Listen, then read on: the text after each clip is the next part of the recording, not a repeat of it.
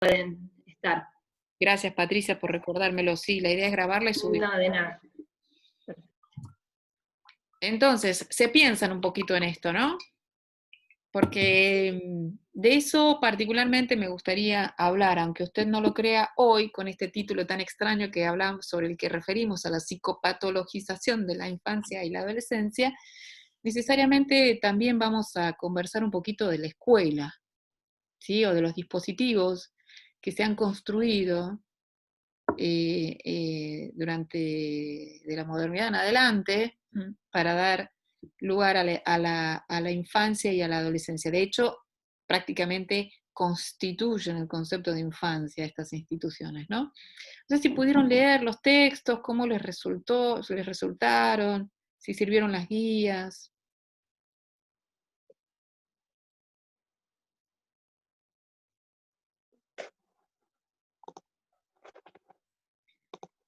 Bueno, son textos que tienen eh, esa preocupación, de alguna manera, ¿no? Tratar de pensar cómo, de alguna manera, se van construyendo algunas categorías. ¿M? Vaquero, acá me hablan de vaquero, es uno de ellos. Quizás es el texto más que estructura mejor que otros esta presentación. Pero no quiero hacer esta clase muy teórica ni muy aburrida, necesito que vayamos charlando, así que voy a ir, nada, planteando temas, eh, conversaciones como para que no se aburran. Este dispositivo, si no, puede ser una cosa así, que no, somnífera. ¿Sí? Bueno, allí Vaquero, Ricardo Vaquero es un señor muy simpático. Actualmente trabaja en la Universidad de Quilmes y en la Universidad de Buenos Aires, en la Facultad de Filosofía y Letras en la Universidad de Buenos Aires y en la Universidad de Quilmes desde hace muchísimos años. ¿Ustedes cursaron ya psicología del aprendizaje? Sí. Algunos sí. Sí. ¿Escucharon hablar de un señor que se llama Vygotsky? Sí, Sí. mucho, sí, bien. Bueno, Ricardo Vaquero es como el referente de los estudios vigosquianos actuales, uno de los más, más conocidos, con mejor trayectoria, ¿sí? De una generación de intelectuales que hoy están rondando entre los 60 años más o menos. Bien, porque vieron que al final del texto habla de repente de Vygotsky. A mí me interesaba saber cuántos de ustedes habían leído ya algo de esta perspectiva, porque la cosa viene así. A ver si se los planteo más a modo de relato, pero es un relato complejo. Todo lo que sabemos de la infancia es una construcción, ¿sí? Es una construcción histórica. ¿Qué quiere decir esto? Veo que me dicen que sí. ¿Por qué? ¿Qué quiere decir que sea una construcción o a qué idea nos acerca este sintagma? Las infancias fueron cambiando a lo largo de los tiempos y del desarrollo de la historia. El concepto de infancia va cambiando según el contexto, bueno, histórico, social, bueno, de ese lugar, y entonces eh, por eso es una construcción. Bien, Por esto, ahí, por ahí es fácil como compararlo cómo son las infancias ahora con dentro, también sucede incluso eso muchas veces cuando, o sea, hacemos esa relación entre la infancia de ahora, la infancia, no sé, de nuestros abuelos de repente, o abuelas. Ahí se hace una, por ahí se puede visualizar mejor ahí, no sé. Eso bien, ya es una cosa mía. Por ahí perfectamente. Y algo de esto vienen trabajando, trabajaron en las primeras clases con Vanessa Navarlás, ¿no? Dar cuenta de esa construcción histórica que representa la infancia, cómo fue variando el marco de derechos con el cual entendemos la infancia. Pero el concepto mismo de infante, a diferencia del de niñez, es un producto histórico. ¿Sí? Esto es lo que señala Vaquero en primer lugar, ¿no?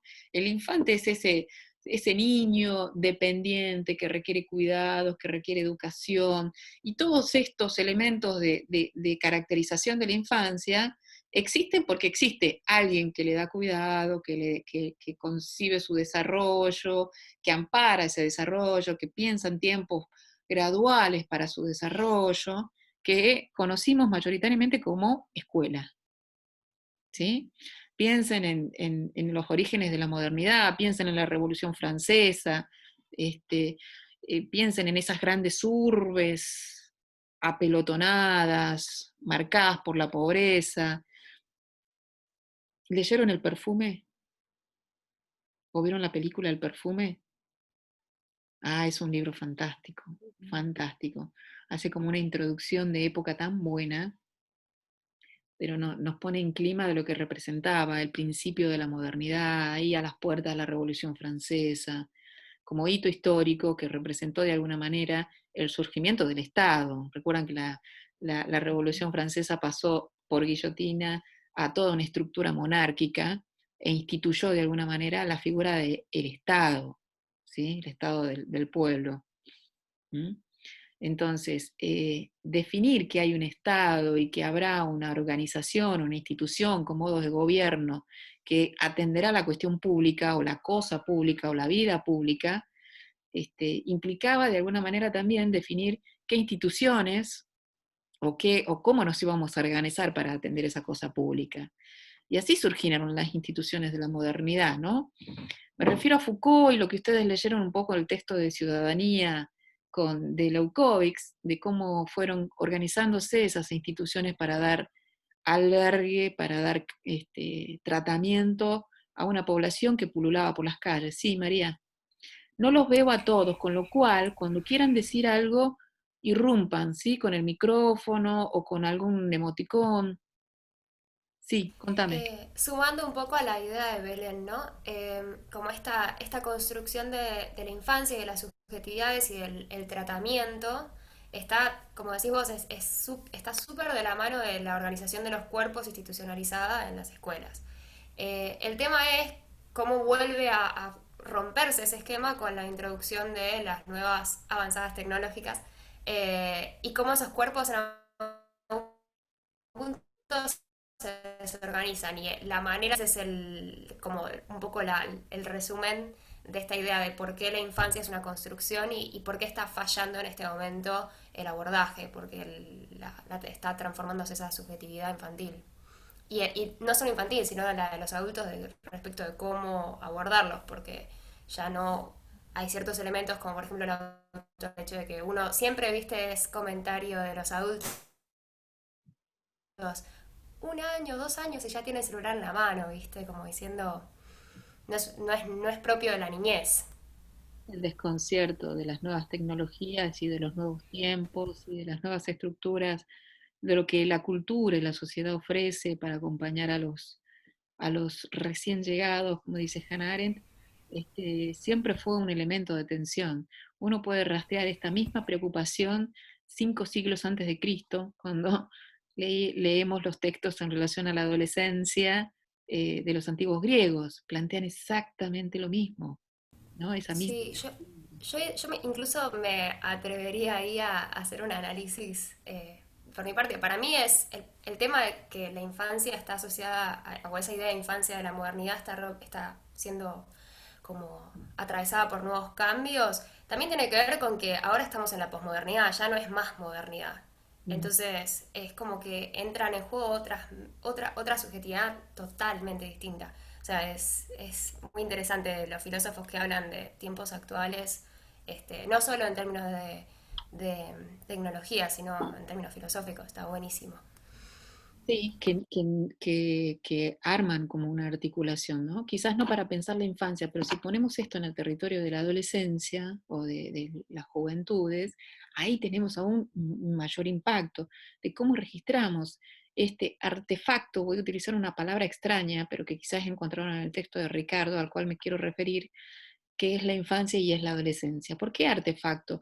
Viene más de la idea de artificio, ¿sí?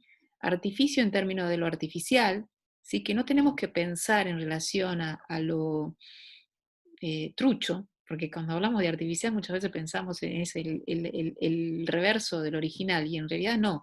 Artificio, estamos hablando de ese arte de los oficios en la creación de algo, ¿sí? La Entonces, cultura, básicamente. exactamente, de la cultura, vamos a ese mismo punto, pero de lo que estamos hablando como artificios es de la infancia y de la adolescencia. La infancia y la adolescencia son artificios de la cultura, son artificios construidos y elaborados por la cultura, ¿sí? Entonces, ¿qué de natural tiene el hombre a este punto? Ya fácilmente concluimos con que nada, hay un cuerpo ahí, un soma, ¿sí? Que recibe, que va a ser marcado por la cultura, que es marcado por el lenguaje. Esto lo fueron trabajando un poquito con Vane Bernich, sobre el impacto que tiene ese otro de la cultura en la constitución subjetiva, y que construye un artificio al que vemos con coordenadas muy complejas, como bien señalan las compañeras, para tratar de pensar este sujeto hoy, ¿sí? Este sujeto hoy en las escuelas. ¿Mm?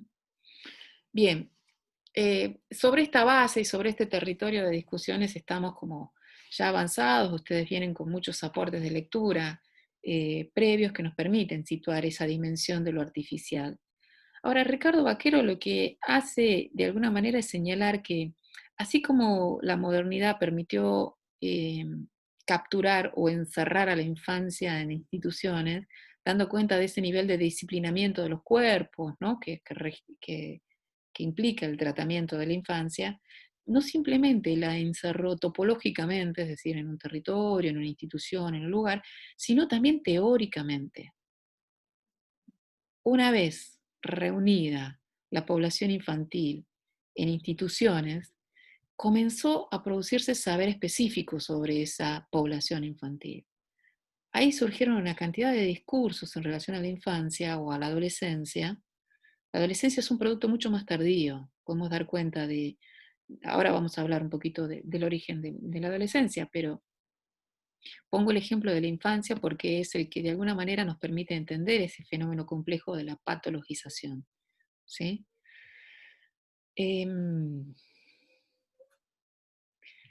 La infancia se vio capturada teóricamente, se vio capturada por discursos. Esto no deja de ser una lectura un poco Foucaultiana del origen de la infancia, ya que Foucault plantea que la modernidad puso en juego una trama de prácticas, por un lado, y discursos, por el otro, para la construcción, ¿sí?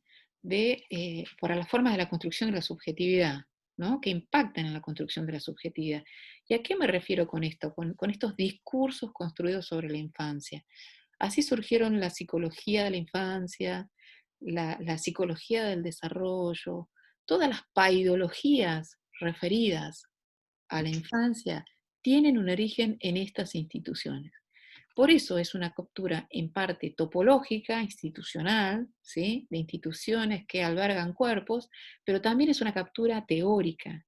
Empezamos a hablar de la infancia, empezamos a hablar de los sujetos, empezamos a hablar de su desarrollo. ¿Sí? Ahora, me voy a detener un poco en esa institución tan particular que denominamos escuela, porque vamos a ver que las formas, a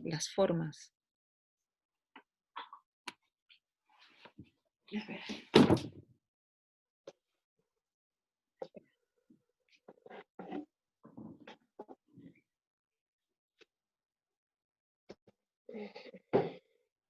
¿se ve? ¿Se ve invertido? ¿Se lee bien? Se lee bien, profe. Sí.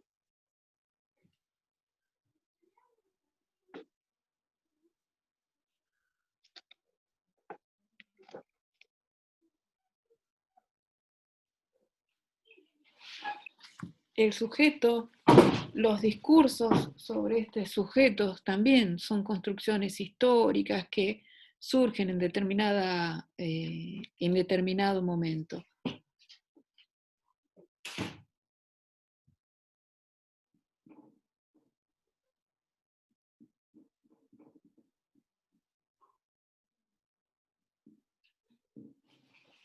Las instituciones.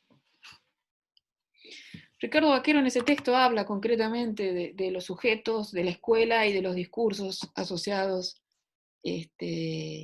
a esa combinación como tres emergencias, tres emergentes, en realidad, que dan cuenta de la atención a una urgencia social específica que tenía que ver con esos severos cambios de las condiciones productivas o de reproducción social que se generan en la modernidad. ¿Sí?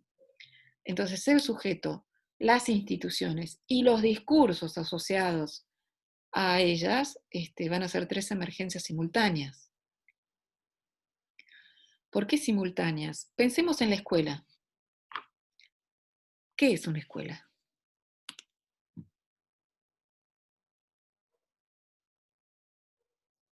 Si tuvieran que describir o definir una escuela, ¿qué es una escuela?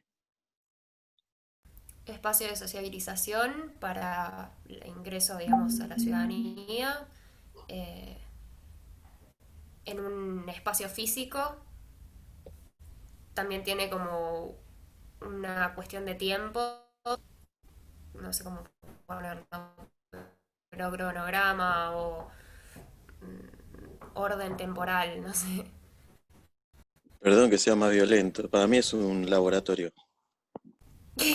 Vamos, Leo. Es un laboratorio social, tal cual, sí, sí. Hay un autor que se llama Mariano Narodowski, que bueno, tuvo sus vaivenes en la vida pública, no sé si lo recuerdan, pero que habla de una pieza de ingeniería social. Es un laboratorio. ¿Qué más? Y tiene sujetos jerárquicamente ordenados, o sea, directivos, docentes.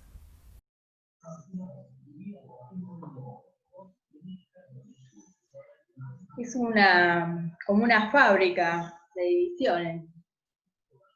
Tenés todos los salones divididos, con chicos divididos por edades, los chicos problemas, los chicos que son, digamos, más atentos. A veces, antes se los vivía también, bueno, por mujer, bueno, por sexo. Los salones de las mujeres, salones de los hombres, todo dividido, todo bien ahí estructurado. El docente enfrente de los chicos, la observación está constantemente en esto, la disciplina. ¿No Es algo surge en que la capacitación para fábricas? Como también tiene que ver con eso. Surge de allí. La escuela tiene su protofigura en lo que se conocía como las workhouses en Inglaterra, ¿sí? En el marco de la Revolución Industrial. Eran casas de trabajo en donde se incluían a sujetos cada vez más pequeños y en los que, como modo de atención a esos sujetos, además de brindarles un trabajo remunerado, que generalmente era de 14 horas o 16 horas, de explotación, claramente, se le daba algún rudimento de enseñanza en letras, simplemente para lograr fundamentalmente su disciplinamiento. Ese es el origen de la escuela, ¿no? Como las formas arcaicas de la escuela. Por eso la Revolución Francesa tendrá un impacto muy importante en esas instituciones. ¿Por qué? Porque la cuestión de la cosa pública empieza a ser significativa y relevante, políticamente significativa y relevante, porque se trata de asegurar el acceso a las letras en términos públicos, un todo para todos, ¿sí? Y allí hay un elemento importante de la escuela que tiene que ver con los contenidos culturales que transmite.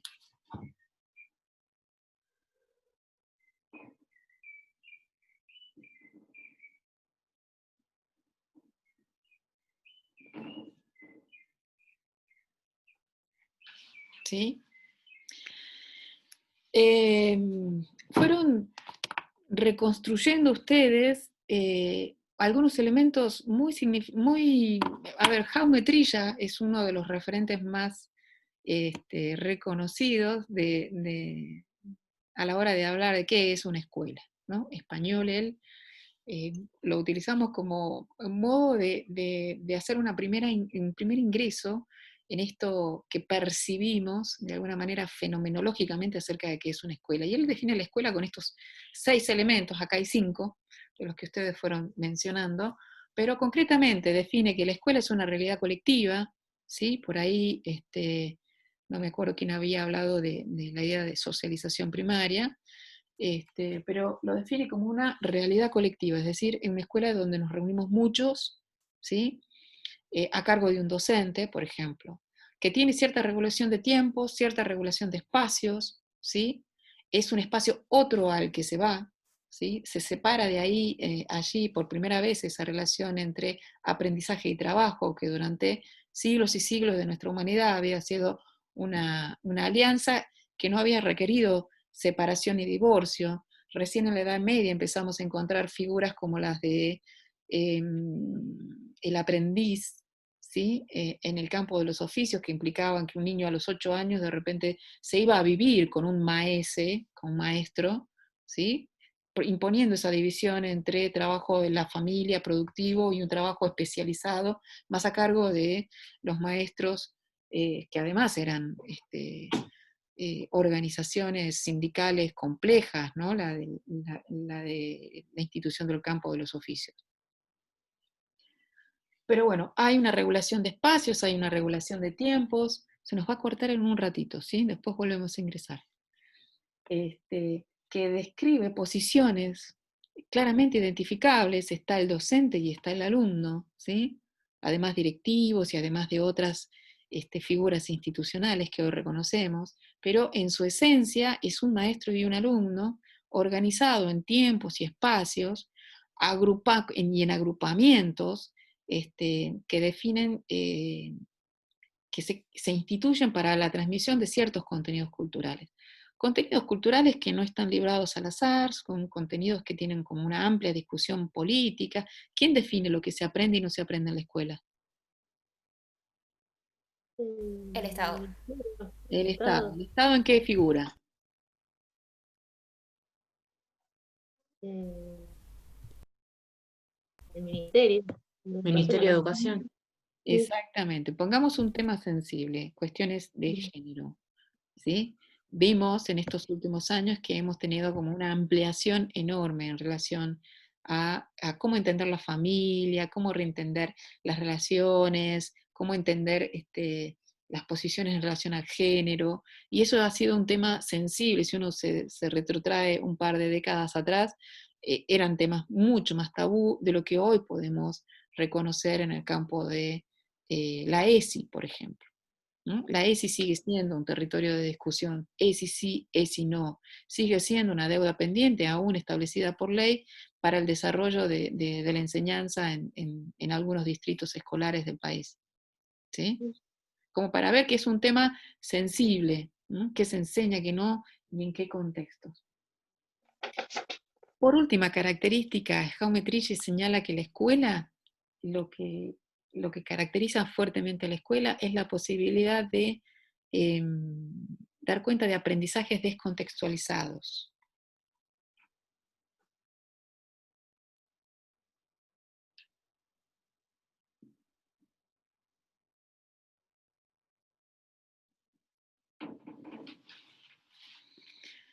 Pongo esto de esa manera porque este sexto elemento se entiende cuando uno empieza a observar que de repente nos encerramos en 4 paredes a hablar del mundo, y los instrumentos de representación que dominamos en la escuela son cada vez más abstractos, más descontextualizados. La escritura descontextualiza el habla, ¿sí? La escritura es una forma de representación del habla, pero carece de todos los elementos y agrega otros elementos nuevos que no son propios del habla. Nadie habla como escribe, por ejemplo. Necesitamos separar palabras que cuando hablamos no separamos. Esto vemos muy bien en primer grado cuando los chicos escriben todas las palabras juntas, porque en realidad cuando uno escucha, no escucha palabras separadas. Esa es una condición propia del sistema de lectoescritura que, nada, diferencia el habla del sistema de representación del habla. ¿Mm? Y que no se... Bueno, no importa, me voy a ir por las ramas sino con estas cuestiones. Pero ¿a qué voy con esto? ¿Por qué describir así la escuela y por qué dar cuenta de esta estructura de la escuela? Porque no deja de ser, como decían ahí los compañeros, un laboratorio, una fábrica, una pieza de ingeniería compleja que implica la regulación de tiempos, la regulación de espacios, la regulación de esa dimensión colectiva del encuentro, que define posiciones de alumnos, de estudiantes, y que es un producto histórico que ha ido variando y ha ido encontrando formas de ordenamiento artificiales, vuelvo a la idea de artificio, para dar cuenta de lo que allí sucede. ¿Sí? Porque nosotros vamos a hablar de lo que es la escuela, pero fundamentalmente para dar cuenta de la producción de esto, del sujeto. ¿Sí? Porque la escuela, como bien señala Trilla, lo que produce son aprendizajes descontextualizados. Y esa posibilidad del pensamiento descontextualizado es una característica muy significativa del sujeto o del infante moderno. ¿Sí? Y les pongo algunos ejemplos, y esto trabajamos ahora en la segunda sesión. ¿Qué pasa cuando un nene no aprende a leer y escribir en los tiempos que se espera que logre aprender y escribir?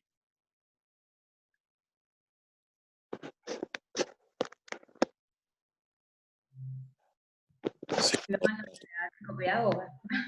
O mandan a psicopedagoga, por ejemplo. Si no, puede suceder que repita de grado, ¿no? Ahora, ¿cuáles son los tiempos esperables para que un niño aprenda a leer y escribir? No pregunto a qué edad se aprende a leer y escribir, sino pregunto, ¿quién define cuáles son los tiempos esperables para que un niño aprenda a leer y escribir? Especialistas. Piaget.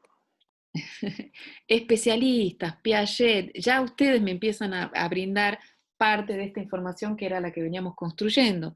Es en tanto tenemos a sujetos capturados en estos modos de organización de la vida de los niños. Piensen cuántas horas escolares tienen ustedes encima de su vida dentro de una escuela.